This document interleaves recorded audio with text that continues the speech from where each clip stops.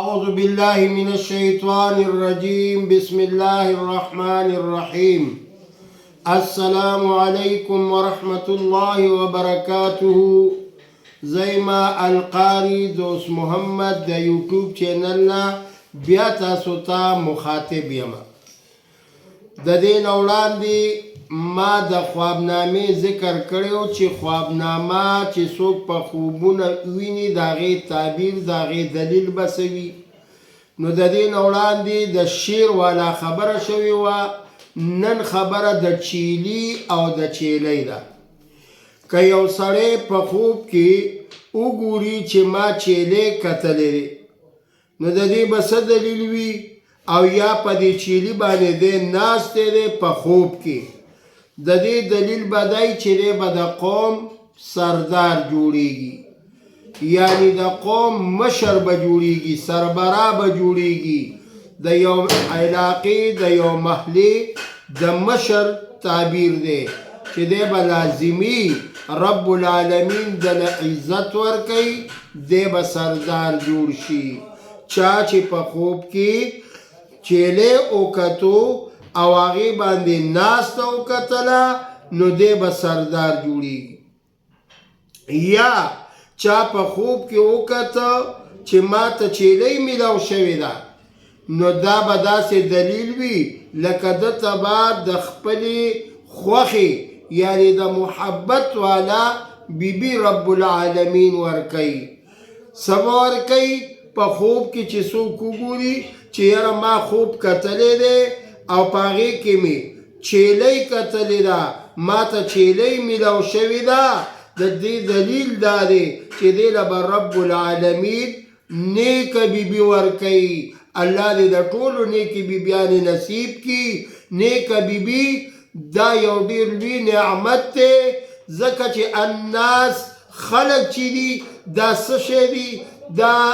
د زنانو د پاره د خپلې بیبي د پاره دا داسې دي لکه جامه اغوستې ده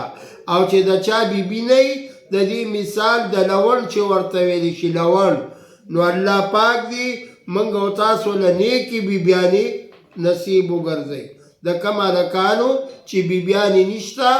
رب العالمین دی ورله نیکې بیبیانې ورکي او که چا خوب داسې لیدلی دی چې دله چیلۍ ضایع شوې ده یا مطلب دا دی ورکه شوې ده نو د دې دلیل به څه وي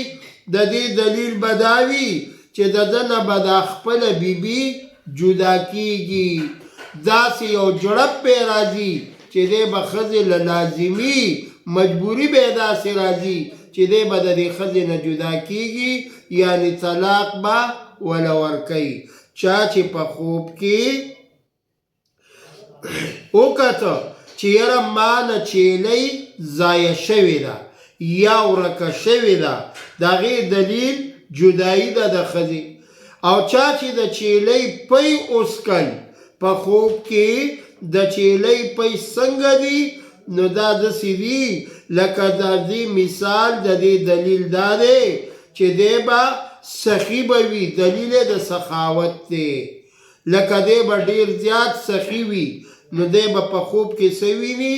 د چیلۍ پی بس کی او یا چیلۍ باندې چا چې چیلۍ وکتله په خوب کې یو دلیل یې دا دی چې دله به رب العالمین ډېر مال حال ورکوي او حلال رزق به د دې انسان سیوا کېږي چا چې داسې خوب وکتو چې د چیلۍ سره یې جګړه راغلې ده پرزولې کوي نو دا به داسې دلیل ورکوي لکه چې دی د خپلې بیبي سره به په جګړه وي هر ټیم به په کور کې غوبل وي نو رب العالمین دی چې موږ او تاسو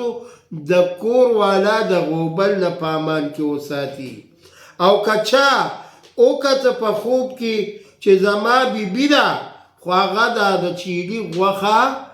نورو خلکو له وروړي لیږي چې زما بیبي په خوب کې ما ولیدله د چیلي غوښه ورسره ده خو بل چاته وړي یعنی د دې تعبیر څه دی د دې تعبیر دا دی چې د ده دا بیبي